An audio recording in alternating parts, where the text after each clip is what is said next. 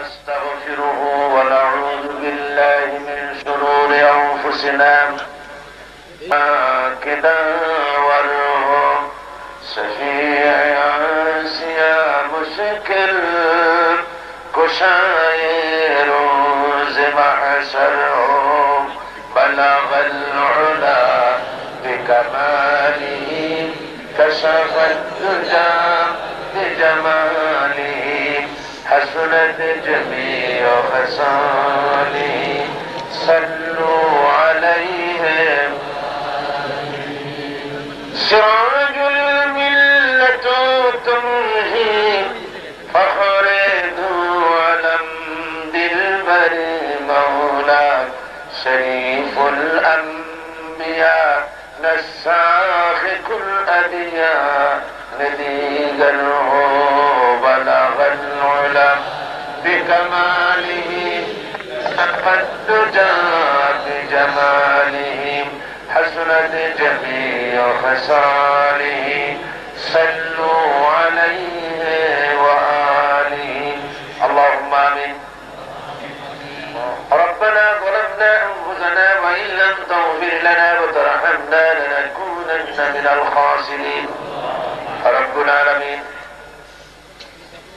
Barishal Al Faruk society কর্তৃক আয়োজিত 2 দিন ব্যাপী কোরআনে কারীমের তাফসীরের মাহফিলের প্রথম দিনে শহরের এই প্রাণ কেন্দ্রে হাজার হাজার মুসলমান নরনারী কয়েকবার দুরূদ ও সালাম পড়ে তোমার দরবারে হাত তুলেছি মেহেরবানি করে দুরূদ ও সালাম টুকুন সরার মদিনায় নবী পাকের রওজা মুবারকে পৌঁছিয়ে দাও तमाम পৃথিবীর মাটির নিচে যত মুমিন মুমিনাত শুয়ে আছেন তাদের আরওয়ার পরে সওয়াব পৌঁছিয়ে দাও রব্বুল আলামিন এই মাহফিলের আয়োজন যারা করেছেন আর শোনার জন্য যারা এসেছেন কিয়ামতের দিন মুসিবতের সময় এই মাহফিল আমাদের সকলের জন্য নাজাতের ওসিলা বানিয়ে দিও আল্লাহ ইয়া রব করম তু अगर करें वो बात जुबान को जो दिल पर असर करे रब्बना तक़ब्बल मिन्ना इन्नका अंतस समीउल अलीम वतुब अलैना इन्नका अंतत तव्वाबुर रहीम सुब्हान रब्बिका रब्बिल इज्जति अम्मा यसिफून व सलामुन अलल मुरसलीन अलहम्दुलिल्लाहि रब्बिल आलामीन मुहतरम साहिब सदर हजरात उलमाए किराम सम्मानित বরিশালবাসী ভাই ও বোনেরা আসসালামু আলাইকুম ওয়া রাহমাতুল্লাহি ওয়া বারাকাতুহু আমরা মহান আল্লাহ সুবহানাহু ওয়া তাআলার দরবারে লাখো কোটি শুকর আদায় করছি যে মহান আল্লাহ তাবারক ওয়া তাআলা বরিশাল আল ফারুক সোসাইটি কর্তৃক আয়োজিত 2 দিন ব্যাপী তাফসীরুল কোরআন মাহফিলের আজকের এই প্রথম দিনে বরিশাল পরেশ সাগর ময়দানে আমাদেরকে একত্রিত হওয়ার তৌফিক এনায়েত করলেন সেই মহান মনিবের দরবারে আমরা শুকরগুজার হচ্ছি কালিমাতু শুকর আদায় করছি আমরা সকলে পড়ছি আলহামদুলিল্লাহ মুহাব্বতের সাথে জোরে সোরে সবাই পড়েন আলহামদুলিল্লাহ আমরা আজ এমন এক কিতাব থেকে জানতে এসেছি বুঝতে এসেছি যে কোরআনে কারীম যে কিতাব হচ্ছে গোটা বিশ্বের সর্বকালের সর্বযুগের সকল মানুষের হেদায়েতের একমাত্র কিতাব সুতরাং কোরআন হচ্ছে আল্লাহ পাকের আখেরি কালাম এই কালামে রব্বানি যে মাহফিলে আলোচনা করা হয় সেই মাহফিলের চাইতে শ্রেষ্ঠ মাহফিল আল্লাহর আকাশের নিচে জমিনের উপরে আর হতে পারে না। এই মাহফিলই শ্রেষ্ঠ মাহফিল, যেহেতু আল্লাহ সুবহানাহু ওয়া তাআলার কালামে রব্বানী এখানে আলোচনা হতে যাচ্ছে। কোরআনে কারীম গোটা বিশ্বের সর্বকালের সর্বযুগের শ্রেষ্ঠ বিস্ময়, মানব জাতির জন্য হেদায়েতের কিতাব। সুতরাং আজকের মাহফিলে যে সমস্ত অমুসলিম ভাইয়েরা এসেছেন, আমরা মাহফিলের পক্ষ থেকে তাদেরকেও ওয়েলকাম, স্বাগতম জানাচ্ছি। তার কারণ কোরআনে কারীম শুধু মুসলমানদের জন্য নয়, কোরআনে কারীম বিশ্ববাসীর জন্য। হাযা বায়ানুন লিন-নাস হুদাল লিন-নাস, গোটা পৃথিবীর মানুষের জন্য এটি হচ্ছে হেদায়েতের একমাত্র কিতাব। আল্লাহ যেমন সকলে, কোরআন তেমন সকলে নাজিল হয়েছে যার উপরে, তিনিও তেমন সকলে। কথা বুঝতে পারেন না? আল্লাহ রাব্বুল আলামিন কি শুধু মুসলমানদের আল্লাহ? আল্লাহ পাক হচ্ছেন রব্বুল আলামিন, সমস্ত সৃষ্টি জগতের জন্য তিনি হচ্ছেন রব, সকলের জন্য তিনি আল্লাহ। আর তার কাছ থেকে যে কিতাব এসেছে, এই কিতাবও সব মানুষের জন্য। এটা এমন নয় যে বেদ যেমন ব্রাহ্মণরা ছাড়া বেদ কেউ স্টাডি করতে পারবে না, ব্রাহ্মণ ছাড়া বেদ যদি কেউ স্পর্শ করে, নিম্ন বর্ণ শ্রেণীর হিন্দুরা যদি এটাকে স্পর্শ করে, তাহলে তাদের নরকে যেতে হবে, যদি বেদ কেউ স্পর্শ করে ব্রাহ্মণ ছাড়া। কোরআনে কারীম সম্পর্কে এরকম কথা নাই যে কোরআনে কারীম মৌলানা সাহেব, পীর সাহেব, দাড়ি টুপি জামাওয়ালা লোকেরা ছাড়া, দাড়িবিহীন টুপিবিহীন প্যান্ট শার্ট পরা ইংরেজি শিক্ষিত লোকেরা কোরআনে কারীম স্পর্শ করলে বংশ শুদ্ধ হাবিয়ে দৌড়ে যাবে, এমন কথা আছে নাকি? নাই। কোরআনে কারীম মুসলমানও পড়তে পারবে, অমুসলিম যারা তারাও পড়তে পারবে। একটি মাত্র শর্ত, শর্তটি আল্লাহ পাক নিজে আরোপ করেছেন। কোরআনের দরওয়াজা সকলের জন্য খোলা, একটি শর্ত, লা ইয়ামাসসুহু ইল্লাল মুতাহহারুন, পবিত্রতা অর্জন করা ছাড়া কোরআনে কারীমকে স্পর্শ করো না। যে কেউ কোরআনে কারীম খুলতে পারবে, পড়তে পারবে, গোসল করে, ওযু করে, পবিত্রতা অর্জন করে কোরআনে কারীম থেকে হেদায়েত নেওয়ার অধিকার আছে গোটা বিশ্বের সকল মানুষের। জোরে বলেন সুবহানাল্লাহ। রাসূল করিম সাল্লাল্লাহু আলাইহি ওয়াসাল্লাম তিনি বলেছেন, খায়রুকুম মান তাআল্লামাল কুরআনা ওয়া আল্লামাহু। সাদাকা নবী সাল্লাল্লাহু আলাইহি ওয়াসাল্লাম। হুজুর বলেছেন, তোমাদের মধ্যে উত্তম, সর্বোত্তম ব্যক্তি সেই যে ব্যক্তি নিজের কোরআন শেখে এবং অপরকে শেখায়, সেই হচ্ছে সর্বোত্তম। কোরআনে কারীম শ্রেষ্ঠ কিতাব, সেই শ্রেষ্ঠ কিতাব থেকে আমি আপনাদের সামনে আলোচনা করব ইনশাআল্লাহ। তবে আমি তো কিছু বলতে পারবো না, আমার ভিতরে আর কি বা আছে। সুবহানাকা লা ইলমা লানা ইল্লা মা আল্লামতানা। সেই মহান আল্লাহর প্রশংসা, কিছুই তো জানি না, তিনি যদি কিছু বলার তৌফিক এনায়েত করেন তাহলে কিছু বলা সম্ভব। কোরআনে কারীম থেকে আলোচনা শুরু করার আগে, কোরআনে কারীম তেলাওয়াত করার আগে পদ্ধতি হচ্ছে শয়তানের ওয়াসওয়াসা থেকে আল্লাহর কাছে পানাহ চেতে হবে। তা না হলে পরে শয়তান আপনাকে অন্যমনস্ক করে দেবে, আপনি কোরআন থেকে সঠিক হেদায়েত পেতে পারবেন না। সেই জন্য শয়তানের ওয়াসওয়াসা থেকে পানাহ চাইতে হবে। শয়তানের ওয়াসওয়াসা থেকে পানাহ দিতে পারে কে? জোরে বলেন না, কে পারে? আমরা যদি এই মাহফিলের চতুর্দিকে বরিশালের পুলিশ বাহিনী, রিজার্ভ পুলিশ সবাইকে যদি বন্দুক নিয়ে দাঁড় করায় দেই, যা আপনারা কাঁধে কাঁধ মিলিয়ে বন্দুক হাতে দাঁড়ায় থাকবেন, যাতে করে একটা শয়তানও ভিতরে ঢুকতে না পারে। পারবে বন্দুক দিয়ে শয়তান ফিরেতে? পারবে।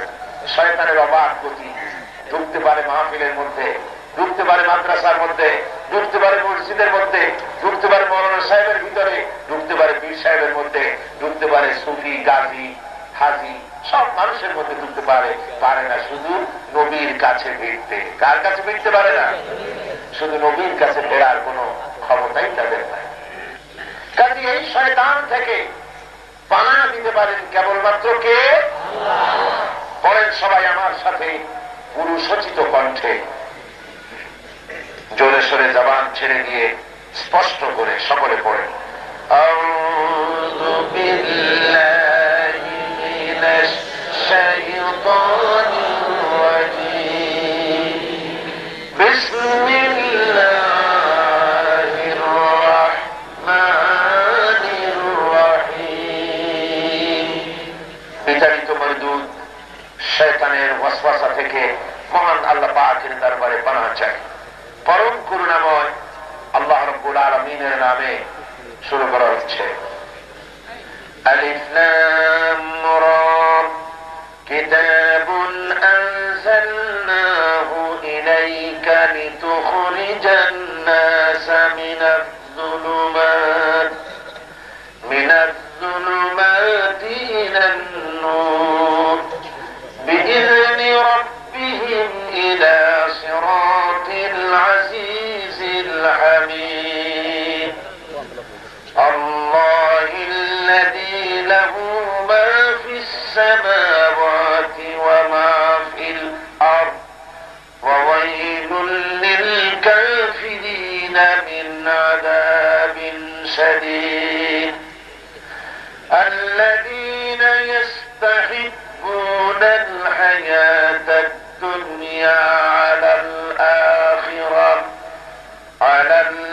আখিরাতি ওয়া ইয়াসুদ্দুনা আন সাবিলিল্লাহি ওয়া ইয়াবগুনাহা ইওয়াজা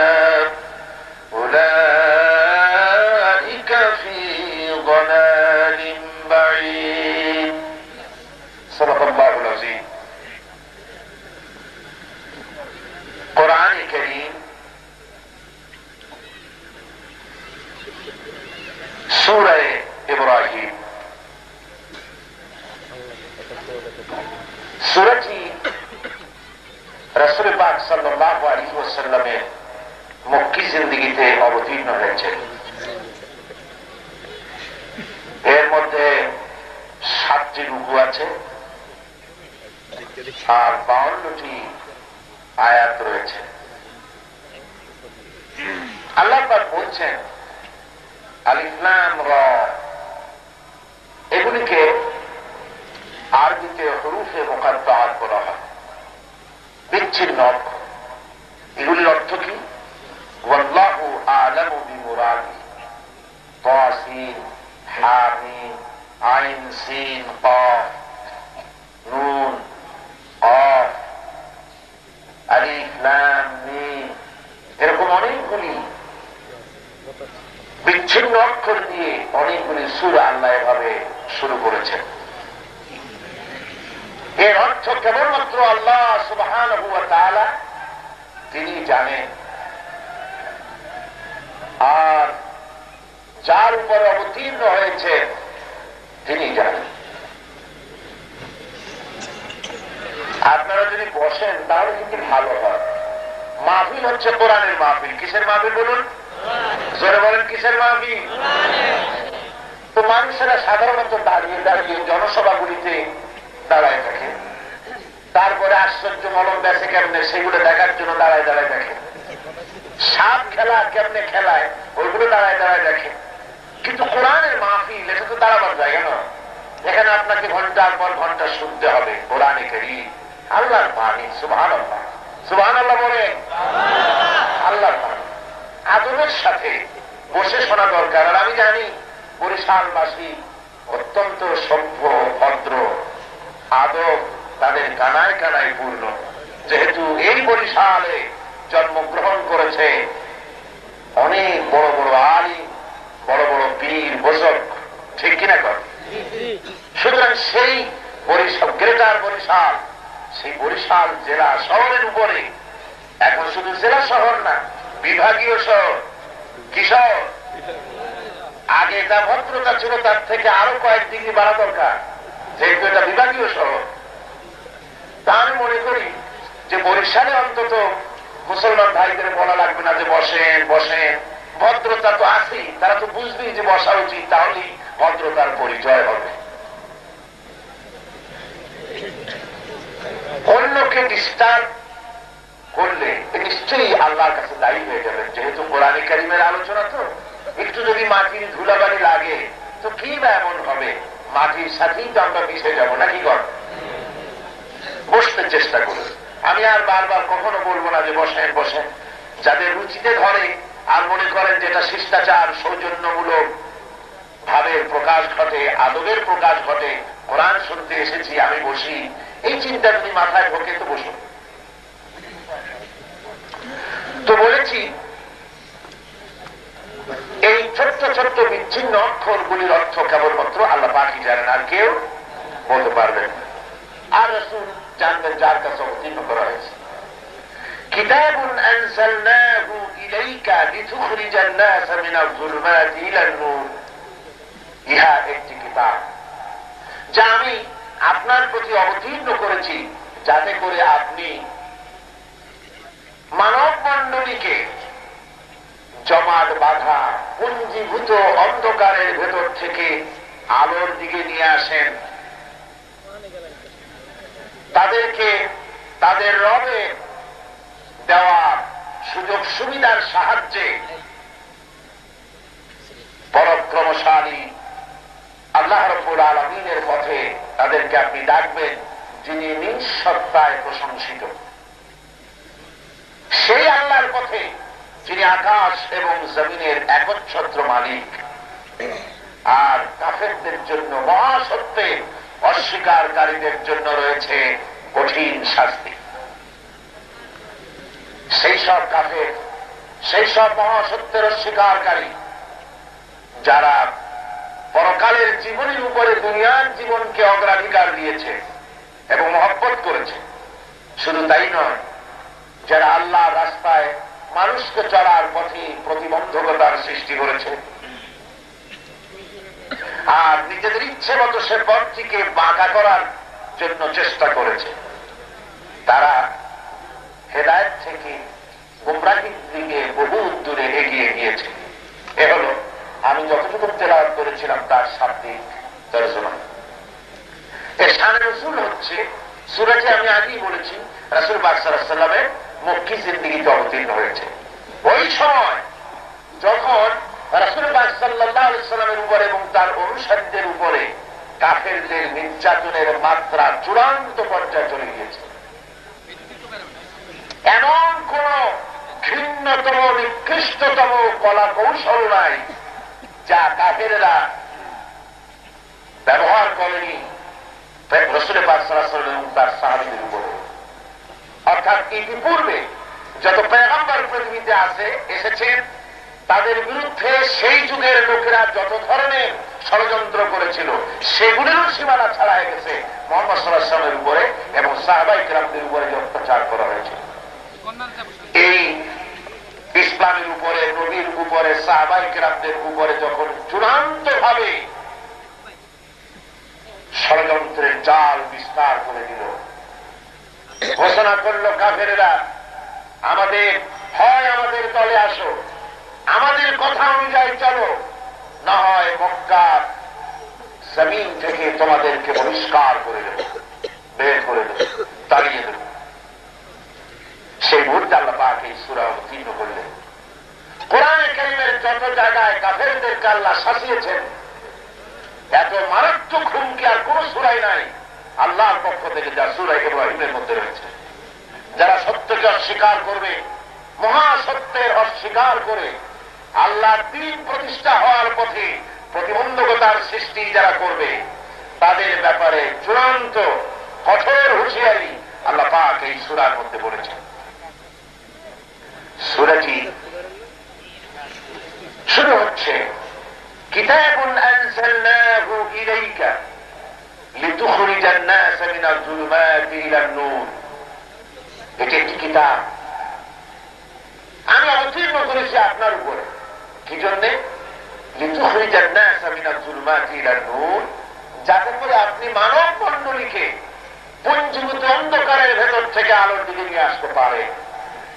কোরআনের এক নাম হচ্ছে কিতাব। কোরআনের এক নাম কি? কিতাব। অনেক নাম আছে কোরআন। কোরআনের নাম হুদা, কোরআনের নাম শিফা, কোরআনের নাম জিক্র, কোরআনের নাম তানজিল, কোরআনের নাম কিতাব, কোরআনের নাম ফুরকান।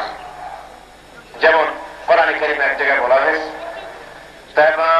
তাবারাকাল্লাযী নাযালাল ফুরকানা আলা আবদিহি লিয়াকুনা লিল আলামিন নাযীরা। অতীব বরকতশালী সেই আল্লাহ রাব্বুল আলামিন যিনি তার বান্দার উপরে ফুরকান অবতীর্ণ করেছেন, যাতে করে তিনি গোটা বিশ্ববাসীকে সতর্ক করে দিতে পারেন। ফুরকান বলা হয় সেই কিতাবকে, আল ফারকু বাইনাল হাক্কি ওয়াল বাতিল। ফুরকান হচ্ছে সেই কিতাব যা সত্য এবং মিথ্যা, মঙ্গল এবং অমঙ্গল এর মধ্যে পার্থক্য সূচিত করতে পারে। যে কিতাব, তার নাম ফুরকান। যারা বলেন কি নাম? তার নাম হচ্ছে ফুরকান। এখানে বলা হচ্ছে কিতাব, কিতাবুন আনজালনাহু ইলাইকা, আমি একখানা কিতাব আপনার প্রতি অবতীর্ণ করেছি। একখানা কিতাব। কেমন কিতাব? আজিব কিতাব, আশ্চর্য কিতাব। আল্লাহ নবী বলেছেন এই কোরআন এমন আশ্চর্য কিতাব, এই কোরআন যখন আমি জেনেদের সামনে তেলাওয়াত করেছি, জেনেরা কোরআন যখন শুনেছে তখন তারা কোরআন যখন শুনেছে তখন তারা একথা না বলে পারে নাই, ইন্না সামি'না কুরআনান আজাবা, ইন্না সামি'না কুরআনান আজাবা, আমরা বড় আশ্চর্য ধরনের কিতাব শুনেছি। এই কাকুন যে সমস্ত ছেলেদের বয়স 1000, 1500 বছর, যারা তাওরীত শুনেছে, যারা ইনজিল শুনেছে, যারা জাবুর শুনেছে, সেই সব ছেলেরা বলছে ইন্না সামি'না কুরআনান আজাবা, বড় আশ্চর্য ধরনের কিতাব শুনেছি। এমন আশ্চর্য, ইয়াহদি ইলা রুশদি, শোনা মাত্রই তার পাঠককে হিদায়াতের রাস্তা দেখিয়ে দেয় এ কোরআন। ফাআমান্না বিহি, আর যখনই কোরআন শুনেছি আমরা সন্ধান এনেছি। আল্লাহ নবী বলেন কোরআনে কারীম যখন আমি তেলাওয়াত করেছি, জেনেরা যখন এই কিতাব শুনলো তখন তারা পড়ে নিল, মোটেও দেরি করে নাই। কোরআন শোনা মাত্রই তারা তেলাওয়াত করেছে, তারা পড়েছে লা ইলাহা ইল্লাল্লাহু মুহাম্মাদুর রাসূলুল্লাহ, লা ইলাহা ইল্লাল্লাহ, লা ইলাহা ইল্লাল্লাহ। মুহাম্মাদের সাথে জোরে বলেন না, লা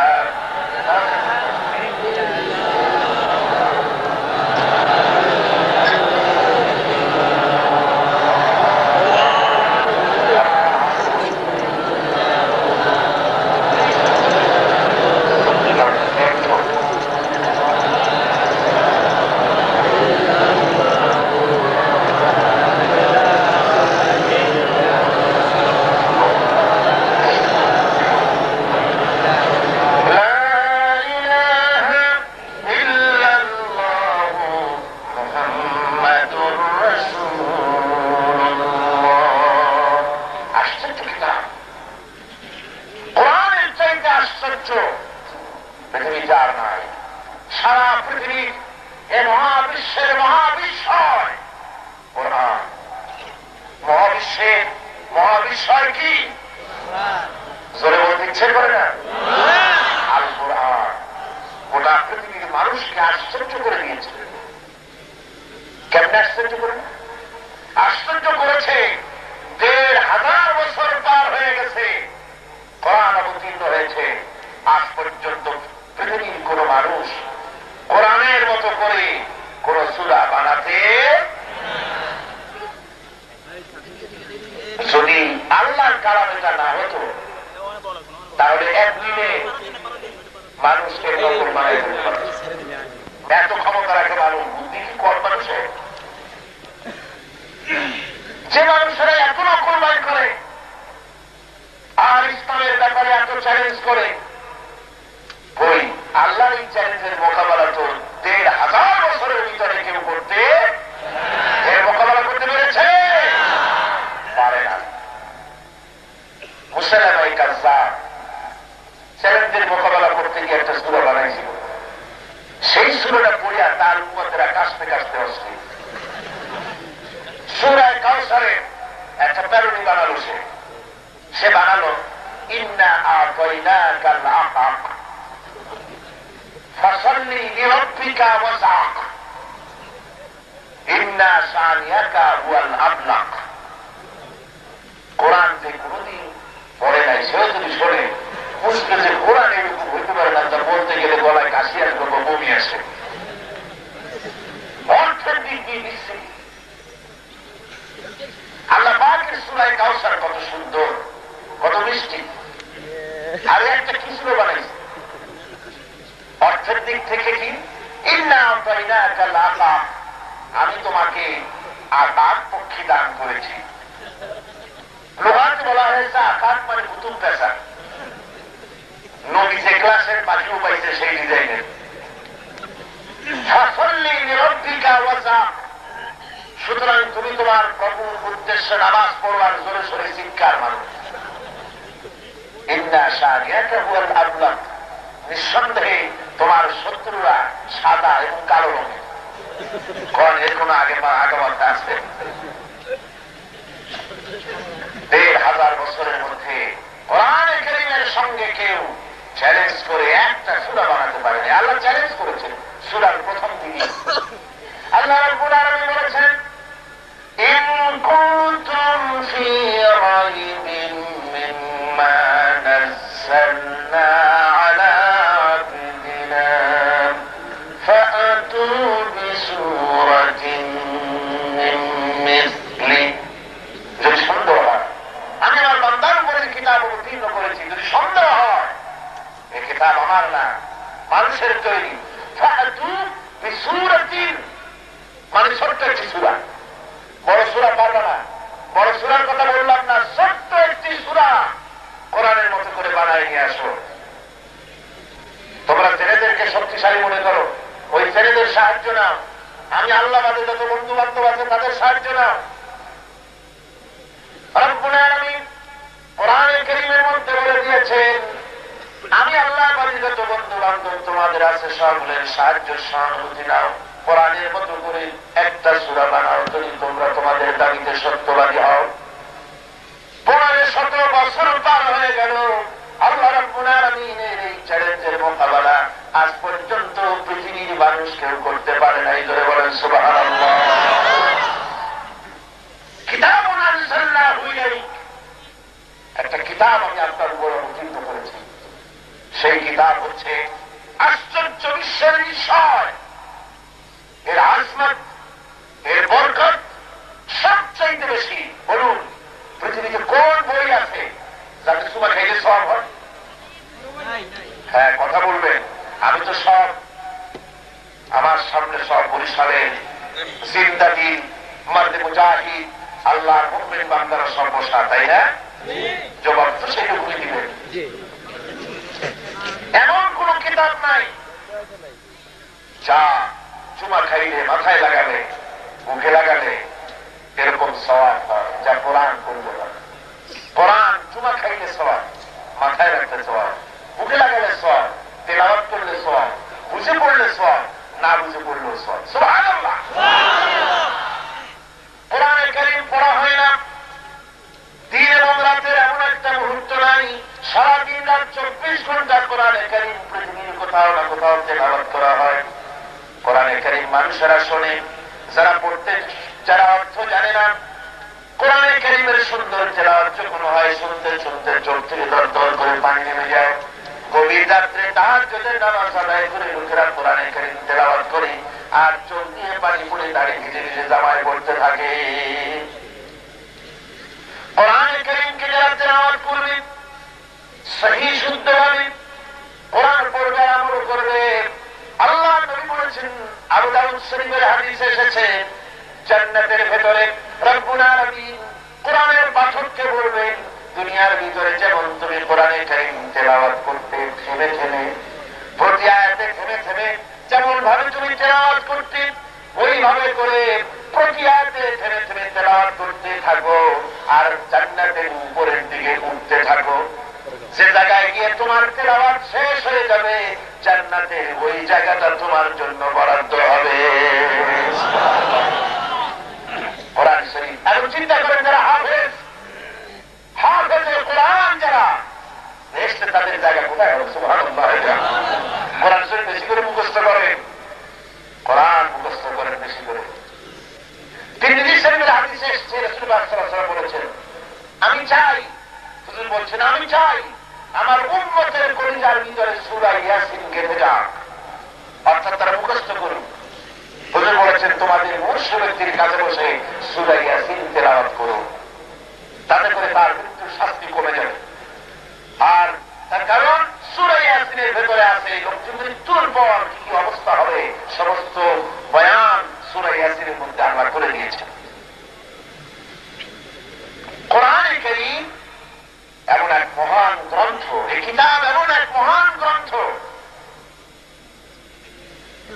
আল্লাহ নবী বলেন, মান ক্বারাআল কুরআন ফাস্তাজহারাহু ফাহাল্লা হালালাহু ওয়া হাররামা হারামাহু আদখালাহুল্লাহুল জান্নাহ ওয়া শাফাআহু ফি আশরাতিন মিন আহলি বাইতিহি কুল্লুহুম ক্বাদ ওয়াজাবাত লাহুন নার। রাওয়াহুল বাইহাকী। রাসূলুল্লাহ সাল্লাল্লাহু আলাইহি ওয়াসাল্লাম বলছেন, যে ব্যক্তি কোরআন পড়বে এবং কোরআনের হালাল অনুযায়ী হালাল গ্রহণ করবে, হারাম অনুযায়ী হারাম থেকে ফিরে থাকবে, আল্লাহ রাব্বুল আলামিন কিয়ামতের দিন তাকে জান্নাতে প্রবেশ করাবেন। আর মহান আল্লাহ রাব্বুল আলামিন তাকে পারমিশন দেবেন, তুমি তোমার দর্শন আত্মীয়র ব্যাপারে তুমি সুপারিশ করতে পারো। এমন দর্শন আত্মীয় যাদের বিচারের পরে জাহান্নাম অধীন হয়ে গিয়েছিল, এইরকম রক্ত সম্পর্কীয় দর্জন আত্মীয়কে সুপারিশ করতে পারবে কোরআনের উপরে যে আমল করবে। জোরে বলেন সুবহানাল্লাহ। কি আজীব কিতাব, কি আজমত, কি বরকত এই কিতাব। আমার বন্ধুগণ, কোরআন কারীম সম্পর্কে তিরমিজি শরীফের হাদিসে এই কিতাব সম্পর্কে রাসূলুল্লাহ বলেছেন, মান ক্বালা বিহি সাদাকা।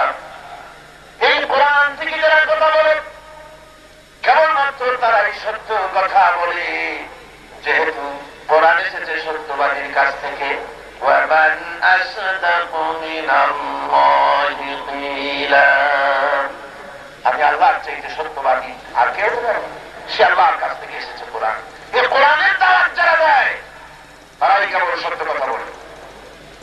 ওয়ামান আমিলা বিহি উজিরা। আর কোরআন থেকে যারা আমল করে দুনিয়া তাদেরকে পুরস্কার দেওয়া হবে, শান্তি দেওয়া হবে, আখিরাতেও জাহান্নাম থেকে তাদেরকে মুক্তি দেওয়া হবে। জোরে বলেন সুবহানাল্লাহ।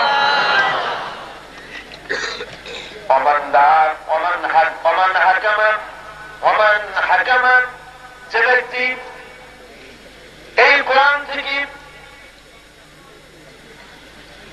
কোরআন কারীম থেকে যারা বিচার ফয়সালা করবে, আল্লাহ রাব্বুল আলামিন।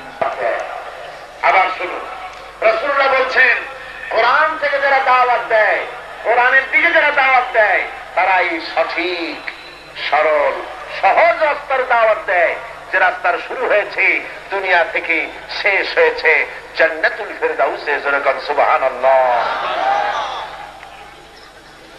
আল্লাহর নবী বলছেন, কোরআনের দাওয়াত যারা দেয় ওরাই সঠিক দাওয়াত দেয়।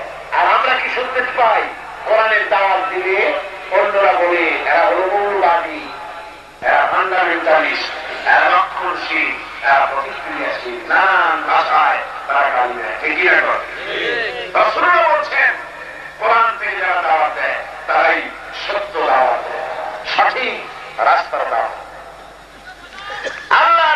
আল্লাহ পাক বলছেন, কিতাবুন আনসালনাহু ইলাইকা, আমি আপনার প্রতি একটি কিতাব কোরআন। কার আছে? তার কারণ হলো আল্লাহ রাব্বুল আলামিন বলেছেন নাহনু নাযালনা যিকরা ওয়া ইন্না লাহু লাহাফিজুন। কোরআন নাযিল করেছি আমি আল্লাহ, আর এর সংরক্ষণের সম্পূর্ণ দায়িত্ব আমি আল্লাহ আমার নিজ হাতে গ্রহণ করেছি। নাযিল করেছি আমি, সংরক্ষণের দায়িত্ব আমার। আল্লাহ যদি বলেন এই ছোট্ট একটা জিনিসের কথা, আমি তার ইবাদত করবো, এইটার মেশিনে অথবা কোন রকমের কোন গন্ডগোল নষ্ট হওয়া পচে যাওয়ার কোন সম্ভাবনা আছে? কোরআন সম্পর্কে আল্লাহ বলছেন আমি ইবাদত করবো। আল্লাহ ইবাদত করলে কোরআন শরীফ মানুষ মুখস্থ করলো। সুবহানাল্লাহ। কোরআনে কারীম মানুষ মুখস্থ করেছে। আশ্চর্য কিতাব। দুনিয়ার ছোট্ট একটা কবিতাও মানুষের দীর্ঘদিন মুখস্থ থাকে না, ছোট্ট একটা রচনা মুখস্থ থাকে না, অথচ কোরআন মুখস্থ করেছে।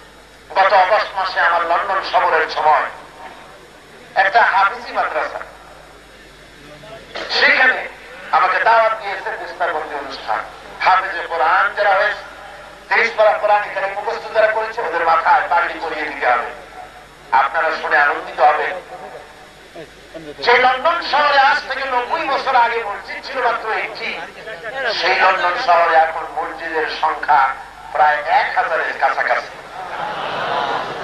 পুরা গ্রেট ব্রিটেনে হাজার হাজার মসজিদ তৈরি হয়েছে। গোটা ইংল্যান্ডে 3টা টাইটেল মাদ্রাসা চলতেছে কাফেরদের দেশে, 3টা টাইটেল মাদ্রাসা। কিন্ডারগার্টেন, ইসলামী কিন্ডারগার্টেন স্কুল, ইসলামী হাই স্কুল, ইসলামী কলেজ যা চালু আছে তার সংখ্যা 30টি। আর হেফজখানা আছে বহু। লন্ডন শহরের সেই হেফজখানায় আমাকে দাওয়াত দাও। হাফেজদের মাথায় পাগড়ি পরাতে গিয়ে একজন হাফেজ আসলো, এতটুকু 8 বছর বয়স, কোরআন কারীমকে মুখস্থ করেছে। আমার চোখে পানি এসে গেল তার মাথায় পাগড়ি পরাতে গিয়ে। কি কুদরত আল্লাহ, কি আজিব কিতাব। আপনি চিন্তা করতে পারেন 540টা রুকু, 6666টি আয়াত সম্বলিত এত বড় কিতাব কি করে মুখস্থ করে? ছেলেটির মাথায় পাগড়ি পরিয়ে আমি আমার আলোচনার ভেতরে বললাম, ভাইরা, এই 8 বছরের ছেলের মাথায় পাগড়ি পরাতে গিয়ে আমার কাছে মনে হলো যেন পৃথিবীর একটা বিশাল মহাসমুদ্র, আটলান্টিক মহাসমুদ্রকে আল্লাহ পাক এই ছোট্ট ঝিনুকটার মধ্যে ঢুকায় দিয়েছেন। সুবহানাল্লাহ। কেমন মুখস্থ করুন? আল্লাহ রাব্বুল আলামিন বলেছেন ওয়ালাকাদ ইয়াসসারনাল কুরআনা লিযিকর। কোরআনে কারীমকে আমি আল্লাহ রাব্বুল আলামিন মানুষের কাছে মুখস্থ করার জন্য আমি আল্লাহ সহজ করে দিয়েছি। আমি সহজ করেছি। নইলে কোরআনে কারীম তোমরা মুখস্থ করতে পারতে না, আমি সহজ করে দিয়েছি। কি মধুর কিতাব। আমার ভাইয়া যারা কোরআন শরীফ পড়েন না, কোরআনের সম্পর্ক রাখেন না, কোরআনের সাথে মহব্বত চড়েন, এই কিতাবের সাথে মহব্বত চড়েন, দেখুন কত মজা। কোরআন এটি হচ্ছে একটি কিতাব। কিতাবুন আনজালনাহু ইলাইক, একটা কিতাব আমি আপনার উপরে দিলাম।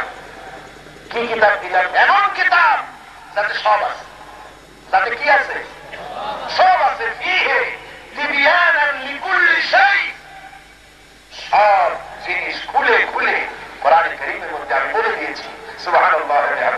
দেখেন এই পৃথিবীতে ক্ষুদ্র প্রাণী পিঁপড়া, আল্লাহ পিঁপড়াকে কোরআন থেকে ইগনোর করেনি, কোরআন থেকে বাদ দেননি। পিঁপড়ার নামেও সূরা একটা এখানে আছে, আছে না? নাম কি? সূরাতুল আন-নাম। আবার হাতির মতো প্রকাণ্ড জিনকেও বাদ দেওয়া হয়, ওর নামেও একটা সূরা আছে, নাম কি? সূরা ফিল। মানুষের নামে সূরা একটি আছে, নাম কি? আন-নাস, সূরা নাস। মহিলাদের নামে একটা সূরা আছে, মেয়েদের নামে, নাম কি? সূরাতুন নিসা। আবার মাকড়সা, ওর নামেও একটা সূরা আছে, নাম কি? আনকাবুত। মৌমাছির নামে সূরা একটা আছে, নাম কি? সূরা নাহল। আবার লোহা, যে লোহা না হলে দুনিয়া অচল, নাম কি? সূরাতুল হাদীদ। লোহা না হলে পৃথিবী অচল, আপনারা আমার ওয়াজও শুনতে পারতেন না লোহা না হলে। এই যে আমার সামনে স্ট্যান্ড, লোহার তৈরি, উপরে তামার নিকেলিং করা আছে, ভেতরে লোহা, অ্যাম্প্লিফায়ারের বক্স লোহা। কাপড় সেলাই করবেন, সেখানে কি লোহা। জমিন চাষ করবেন লাঙ্গল দিয়ে, কাঠ দিয়ে, কিন্তু লাঙ্গলের মাথায় কি লোহা। কাপড় সেলাই থেকে শুরু করে প্লেন পর্যন্ত সর্বত্র লোহার দৌরাত্ম। লোহা ছাড়া উপায় নাই।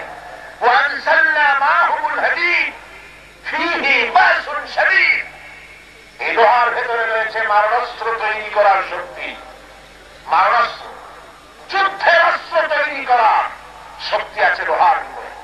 অ্যাটম বম, হাইড্রোজেন বম থেকে শুরু করে স্টেন গান, ব্রেন গান, টনি গান, কন্টিনেন্টাল ব্যালিস্টিক মিসাইল, তারপরে যত রকমের বন্দুক বলে, পিস্তল, রিভলভার, এমজি, আতঙ্কি, যাই বানান, সমস্ত অস্ত্রের পেছনে লোহা। ছুরি থেকে শুরু করে প্লেন পর্যন্ত লোহা ছাড়া উপায় নেই, ঠিক কিনা করে? আল্লাহ পাক বলে দিয়েছেন এই লোহার মধ্যে মারণাস্ত্র তৈরি করার শক্তি দিয়েছি। তবে বন্দুক কেমনে বানাবা, রিভলভার কেমনে বানাবা, তার ফর্মুলা আল্লাহ এখানে দেন। ওগুলোর ফর্মুলা দিয়ে তো ভলিউম হয়ে যাবে কোরআন শরীফ, ইঙ্গিত করে আল্লাহ ছেড়ে দিয়েছেন। তাহলে কি বুঝলাম? বুঝলাম কোরআনে কারীম পিঁপড়া থেকে শুরু করে হাতি পর্যন্ত, মানুষ থেকে শুরু করে মাকড়সা পর্যন্ত, লোহা থেকে শুরু করে খনিজ পদার্থ, ক্ষতত্ব, ভূতত্ব, নৃতত্ব, রাজনীতি, অর্থনীতি, সমাজনীতি, পররাষ্ট্রনীতি, শিক্ষানীতি, ব্যক্তিনীতি, পরিবার নীতি, ইহকাল পরকাল, সব কিছুকে আল্লাহ পাক কোরআনে কারীমের মধ্যে সন্নিবেশিত করেছে। সুবহানাল্লাহ বলেন। কি নাই কোরআনে? সব আছে।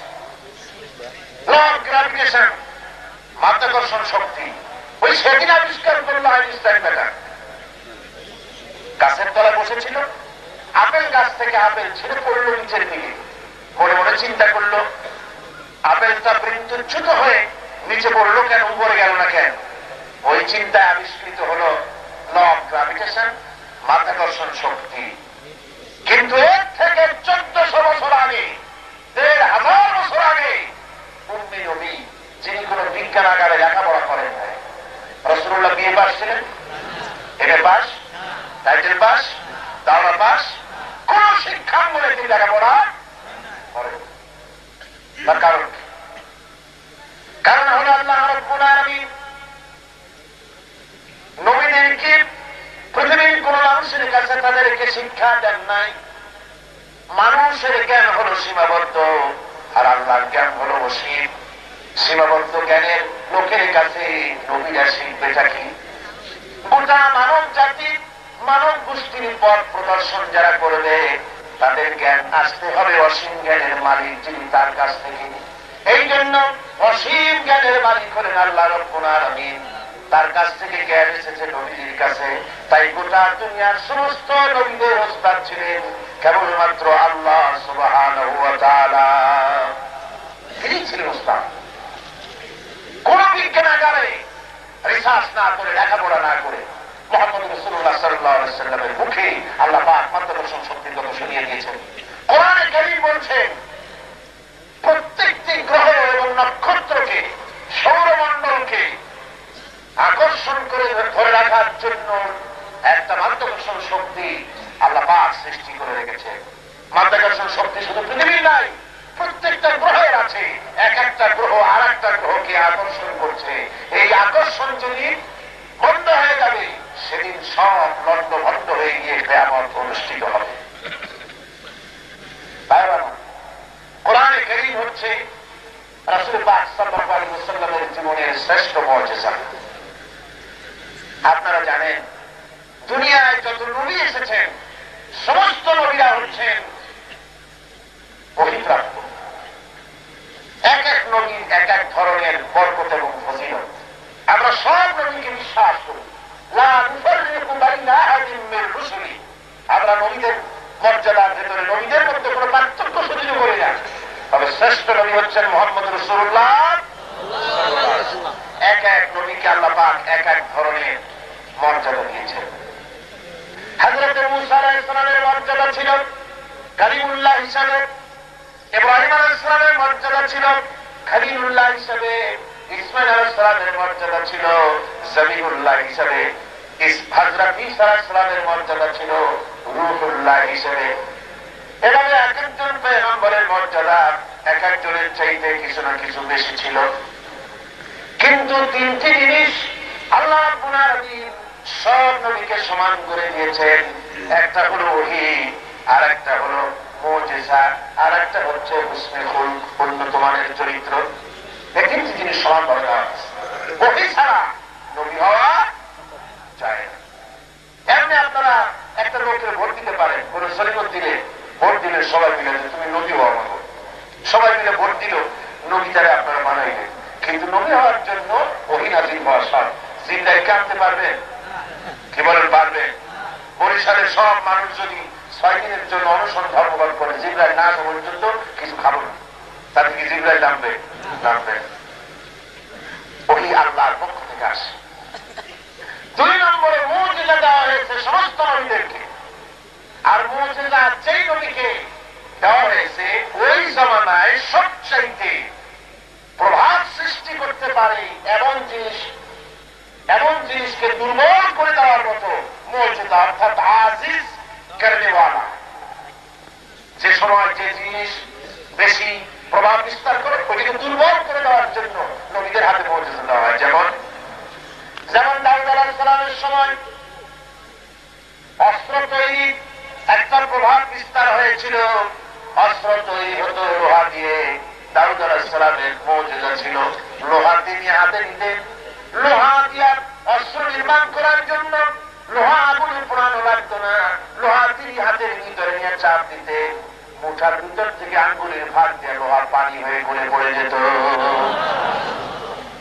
ঈসা আলাইহিস সালামের মুজিজা ছিল তিনি জন্মান্ধের চোখের উপরে হাত বুলোতেন, চোখটা ভালো হয়ে যেত। কুষ্ঠ ব্যাধিগ্রস্ত লোকের গায়ে হাত বুলিয়ে দিতেন, কুষ্ঠ ব্যাধি তার ভালো হয়ে যেত। আবার মৃত্যু মানুষের কবরের কাছে গিয়ে বলতেন কুল বিইজনিল্লাহ, বলার সঙ্গে সঙ্গে কবর ফেরে। 100 বছর সহস্র বছরের লাশ জিন্দা হয়ে যেত, কবরে ফিরে বলতো লা ইলাহা ইল্লাল্লাহু ঈসা রূহুল্লাহ। হযরত মূসা আলাইহিস সালামের মুজিজা ছিল আল্লাহ রাব্বুল আলামিন হযরত মূসা আলাইহিস সালামকে জিজ্ঞাসা করেছিলেন একদিন, ওয়া মা তিলকা বিয়ামিনিকা ইয়া মূসা, হে মূসা তোমার ডান হাতে ওটা কি? মূসা আলাইহিস সালাম বললেন এটা একটি লাঠি, এর উপরে আমি ভর করে দাঁড়াই, এটা দিয়ে আমি পাতা পারি, এটা দিয়ে আমি গরু ছাগল ভেড়া ইত্যাদি নিয়ন্ত্রণ করি, এর উপরে আমি ভর করি, এছাড়া আরো অনেক কাজ করি। প্রশ্ন হলো হাতে কি বললেই হয় এটা একটা লাঠি, কিন্তু এটাতে পাতা পারি, এর উপর ভর করে দাঁড়াই, এ দিয়ে গরু ছাগল খেদাই, এত কথা বলা লাগে কেন? বললেন এত বললেন এই কারণে আশিক যদি মাসুকের সঙ্গে কথা বলার কোন চান্স পেয়ে যায় তাহলে আশিক চাই একটু বেশি সময়টা যাতে দীর্ঘায়িত হয়। মূসা আলাইহিস সালামের কাছে শ্রেষ্ঠ আশিক হচ্ছেন আল্লাহ রাব্বুল আলামিন, মাসুক হযরত মূসা আলাইহিস সালাম আছে। তিনি চাচ্ছেন আল্লাহ যখন দয়া করে আমার সঙ্গে কথা বলা শুরু করেছেন, সময়টা যেন তাড়াতাড়ি কাটতে না যায়, একটু সময় যেন লম্বা হয়। তিনি বললেন এটা লাঠি। আল্লাহ কই না লাঠি তো, কিন্তু আর একটা জিনিস আছে ওইটার মধ্যে। বলে কি? আল্লাহ বললেন লাঠি ফালায় দাও। লাঠি ফালাবার সঙ্গে সঙ্গে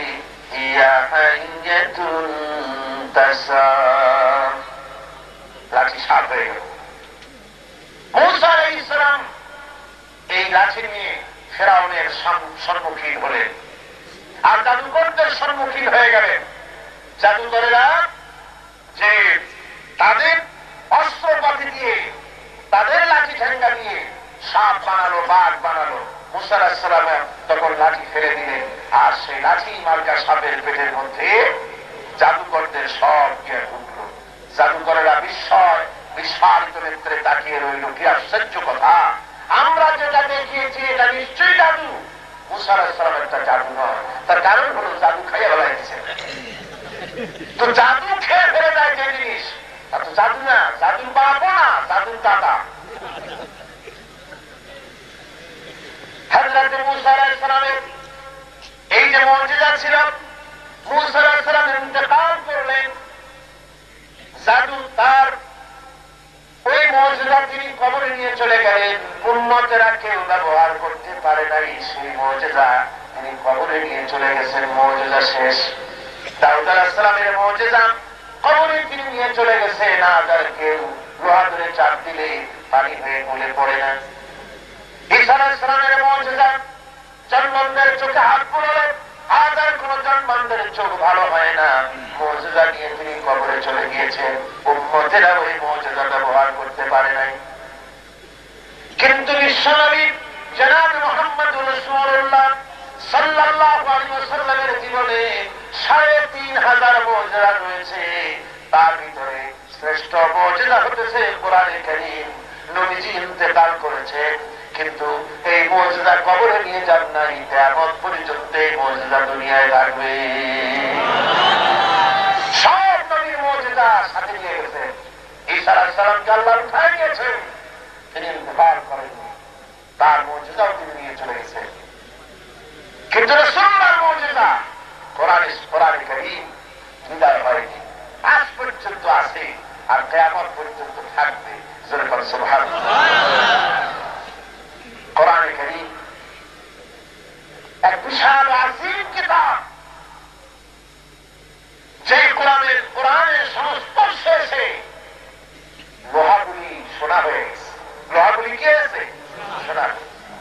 উতার করে গারে হেরাসে সুয়ে কম মায়া, উতার করে গারে হেরাসে সুয়ে কম আয়া, और एक नस्खे किमिया साथ लाया।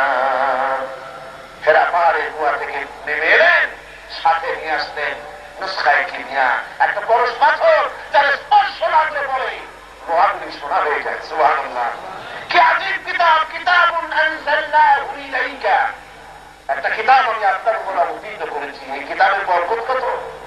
যে ওমর, যে হযরত ওমর রাদিয়াল্লাহু তাআলা আনহু রাসূলকে হত্যা করতে এসেছিলেন, আপনারা চিন্তা করেন একটা মানুষ কতখানি জাহিল হলে আল্লাহ নবী হত্যা করতে আসে।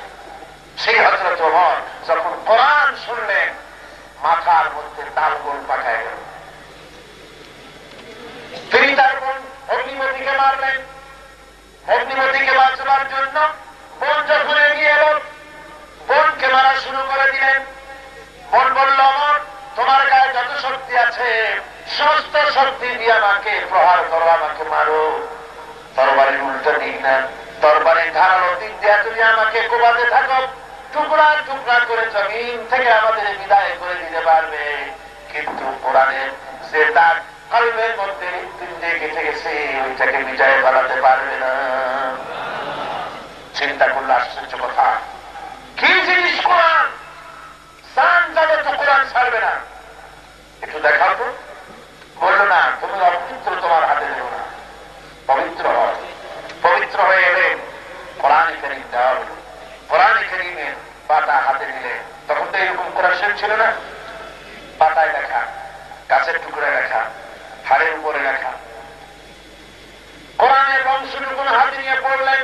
হযরত ওমর পড়লেন, তাহা মা আনসালনা আলাইকাল কুরআনা লিতাশকা। প্রত্যেক আয়াত পড়ে কোরআন যে স্পর্শ করে, চোখ দিয়ে পানি পড়া শুরু করে দিল। বলল, আমার নিয়ে চলো মুহাম্মদ সাল্লাল্লাহু আলাইহি ওয়াসাল্লামের দরবারে। দেখেন অবস্থাটা, হুজুরের দরবারে নিয়ে যাওয়া হচ্ছে। হুজুর সাল্লাল্লাহু আলাইহি ওয়াসাল্লামের কাছে হযরত আলী বসা ছিলেন। হযরত আলী বলছেন, হে রাসূল, ওমর আসতেছে হাতে তরবারি নিয়ে, আর বলার উপায় নাই। হুজুর বলছেন, তাকে আসতে দাও। ওমর ভিতরে ঢুকলেন। আল্লাহ নবী জিজ্ঞেস করলেন, ওমর, কি মতলবে ঢুকেছ? হযরত ওমর রাদিয়াল্লাহু তাআলা আনহু বলেন, ইয়া রাসূলুল্লাহ, কোনো মতলব দিয়া ঢুকি নাই। আমি এসেছি জীবনের 26টি বছর অন্ধকারের মধ্যে কাটায় দিলাম, এবার আমাকে আলোর দিশা দেন। হুজুর হযরত ওমরকে বুকের সঙ্গে জড়িয়ে ধরে বলেন, ওমর পড়ো লা ইলাহা ইল্লাল্লাহ মুহাম্মাদুর রাসূলুল্লাহ। জোরে বলেন লা ইলাহা ইল্লাল্লাহ লা ইলাহা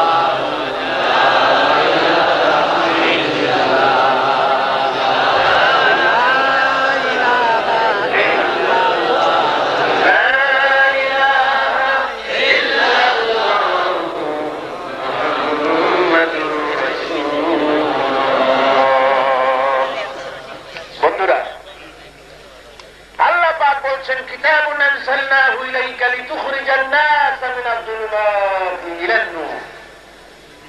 কিতাবুন তিলুকাসে বুঝলাম কোরআনে কারীম মানলে আমার ফায়দা হবে কি? কি ফায়দা? টাটকা কোনো ফায়দা দেখানো যায়? কারীম অবতীর্ণ হয়েছে, এর মধ্যে সব কথা আল্লাহ পাক বলে দিয়েছেন।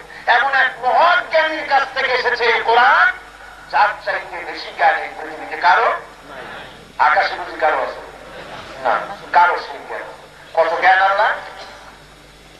আটলান্টিক মহাসাগরের ভিতরে যদি একটা পাখি তার ঠোঁটটা ডুবাইয়া দিয়া ঠোঁটটারে উঁচা করে, আপনারা বলেন আটলান্টিকের পানি কমবে কতখানি? জি, আটলান্টিকের ভেতরে পাখি তার ঠোঁট ডুবাইয়া যতটুকু পানি তুলতে পারে না, তাম পৃথিবীর সমস্ত দার্শনিক, সমস্ত বিজ্ঞানী, সমস্ত রাজনীতিবিদ, সমস্ত প্রকৌশলী, সমস্ত আইনজীবী, সমস্ত বুদ্ধিজীবী, তাম পৃথিবীর সমস্ত মানুষগুলি একত্রিত করে তাদের যত জ্ঞান কিয়ামত পর্যন্ত হবে আর হয়েছে, সব জ্ঞান একত্রিত করলেও পাখি যেমন সমুদ্র থেকে ডুবিয়ে যতটুকু পানি পায় না, আল্লাহর অনন্ত সীম জ্ঞানের থেকে গোটা পৃথিবীর মানুষ অতটুকু জ্ঞান পায় নাই। ওমা উতীতুম মিনাল ইলমি ইল্লা কালিলা। কার কথা? ওমা উতীতুম মিনাল ইলমি ইল্লা কালিলা। কালিল নয়, কালিলা। অর্থাৎ তোমাদেরকে খুব সামান্যতম কিঞ্চিত জ্ঞান দেওয়া হয়েছে। তাদেরকে, মানব মন্ডলীকে। আসল জ্ঞান কার কাছে? আসল জ্ঞান কার কাছে? আল্লাহর কাছে হচ্ছে আসল জ্ঞান। আচ্ছা, মানুষের সামান্য জ্ঞান, আমি কিন্তু সব কোরআনের কথাই বলছি।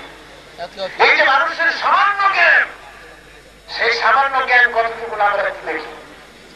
সামান্য জ্ঞান, এই সামান্য জ্ঞান নিয়ে আমরা পায়ে হাঁটা থেকে গরুর গাড়িতে চলেছি, গরুর গাড়ি থেকে রিক্সা, সাইকেল, মোটর সাইকেল, জিপ, কার, দ্রুতগতিতে ঘোরার জন্য, ওড়ার জন্য প্লেন। মানুষ 3 মাসের সাথে প্রতিযোগিতা করার জন্য সাবমেরিন আবিষ্কার করল, পাখির সাথে পাল্লা দেওয়ার জন্য প্লেন আবিষ্কার করল, চিতাবাঘের সাথে পাল্লা দেওয়ার জন্য গাড়ি আবিষ্কার করল। তারপরে তার জ্ঞান গেল কোথায়? আজকে টেলিগ্রাম মাহফিল হতেছে, এই মাহফিলের ছবি নিউজ অ্যান্ড ভিউজ পিকচার কাগজে তুলে নিয়ে বরিশালের ফ্যাক্স মেশিনে ঢুকায় দেন লন্ডনের একটা নাম্বারে। 1 মিনিট লাগবে না, কয়েক সেকেন্ডের ভেতরে বরিশালের মাহফিলের ছবি, খবর আপনাদের সব সেখানে কাগজে প্রিন্ট হবে কয়েক সেকেন্ডের ভিতরে। শুধু তাই নয়, আমেরিকা, ফ্রান্স, ব্রিটেন স্যাটেলাইট ছেড়ে দিয়েছে। স্যাটেলাইট পৃথিবীর মাটি থেকে অন্তত 350-400 মাইল উপরে স্যাটেলাইট উঠতেছে। স্যাটেলাইটের কাজ হল পৃথিবীকে পর্যবেক্ষণ করা। স্যাটেলাইটের এত পাওয়ার যে 400 মাইল উপর থেকে মাটির উপরে যদি লেবুর মতো, কাগজে লেবুর মতো কোন জিনিস গড়াতে থাকে, ওখান থেকে তারা তা দেখতে পায়, ক্যামেরায় ধরা পড়ে। এই 350-400 মাইল উপরে সেই স্যাটেলাইটে যদি কোন মেশিনারি গন্ডগোল হয়, কলকাতা, সেখানে ড্রাইভার নাই, মাসের পর মাস, বছরের পর বছর তারা ঘুরছে, স্যাটেলাইট ঘুরতেছে। যদি মেশিনারি কোন গন্ডগোল হয়, তাহলে 400 মাইল নিচে আমেরিকার ওয়াশিংটনে বসে কম্পিউটারে মনিটরিং করে তারা 400 500 মাইল দূরে মেশিন ভালো করতেছে। এরপরে আল্লাহ পাক বলছেন এইগুলো তোমাদের সামান্য জ্ঞান। তো এখন এই যদি হয় সামান্যতম জ্ঞান, তাহলে আল্লাহর জ্ঞান কত বিশাল, সুবহানাল্লাহ বলেন, কত বিশাল জ্ঞানের হাদিস। মানুষের জ্ঞান কোথায় চলে গিয়েছে? সূর্য, ওই বিরাট কায় সূর্য, সূর্যটাকে বলা হতো পৃথিবীর চাইতে 13 লক্ষ গুণ বড়। বিজ্ঞানীরা আশ্চর্য হয়ে সূর্য সম্পর্কে গবেষণা করে শেষ করতে পারে নাই, এত রশ্মি, তার প্রখরতা, তার পাওয়া। মনে করা হচ্ছে এর চাইতে বড় কিছু নাই। পরে বিজ্ঞানীরা লেটেস্ট যেটা আবিষ্কার করল, মহাশূন্যের ভিতরে যে গ্যালাক্সি আছে, মিল্কি ওয়ে, মহাশূন্যের ভিতরে যে ছায়াপথ রয়েছে, তার ভিতরে অসংখ্য তারকারাজি দিয়ে গ্যালাক্সি তৈরি করা হয়েছে। এই গ্যালাক্সির ভিতরে বিজ্ঞানীরা বলেছেন যে পৃথিবী সূর্যের চাইতে 13 লক্ষ গুণ বড়। সেই সূর্য অন্তত 1.5 কোটি সূর্য খাইয়া হজম করতে পারে এমন অনেক অসংখ্য তারকা গ্যালাক্সির মধ্যে রয়েছে। বিশাল মহাবিশ্ব, এক মহাবিশ্ব। আমাদের পোলাপান ইউনিভার্সিটির বারান্দা দিয়ে 3-4 দিন ঘুরিয়া 2খানি ইংরেজি বই আর 13 পাতা বিজ্ঞান কয় পড়িয়া কয় সব বুঝছি। ওর বাবা কি বুঝছো? কয় যে দেয়ার ইজ নো গড, স্রষ্টা বলতে কেউ নেই। আর কবর পড়া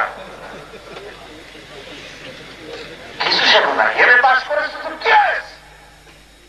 এমএ পাস করেছো তো জ্ঞানের ধারা পাঠ পড়েছো মাত্র, টাইটেল পাস করেছো, কিছুই হয় নাই। কেবলমাত্র জ্ঞানের রাজ্যে প্রবেশ করা হয়েছে।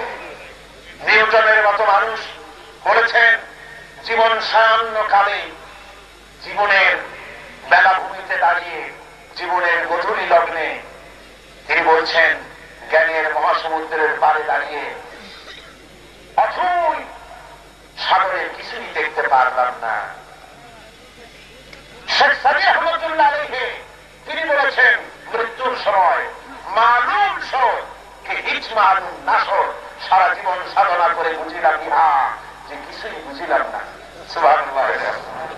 অল্প বিদ্যা ভরণ করি, কলসির মধ্যে পানি যদি কম থাকে তাহলে সৎকর্ম করবো, আর কানায় কানায় পানি ভরা থাকলে মোটেই নড়ে না। আল্লাহর ভয়, কোরআনের আজমত যাদের কলিজার মধ্যে আছে, কোরআন যারা বুঝতে পারে, মাথা ক্রমান্বয়ত হয়, আল্লাহর অফুরন্ত সৃষ্টির রহস্যের সামনে সবাক হয়ে যায়, সে নিজেকে একান্ত শিশু মনে করে, শিশু মনে করে। আমার ভাইয়া, ওই বিশাল আকাশের মধ্যে আল্লাহ পাক যে জিনিস রেখেছেন, সূর্য মানুষের জ্ঞান, আল্লাহ বলতেছেন ছোট, খুবই নগণ্য। সেই নগণ্য জ্ঞান দিয়ে মানুষেরা টের পেয়েছে সূর্যের আলট্রা ভায়োলেট রে, অতি বেগুনি রশ্মি, যেটা প্রাণী জগতের জন্য মারাত্মক হুমকি।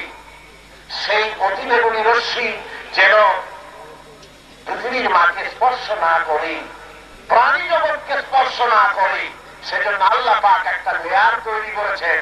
ওই লেয়ারের নাম হচ্ছে ওজন, OZONE,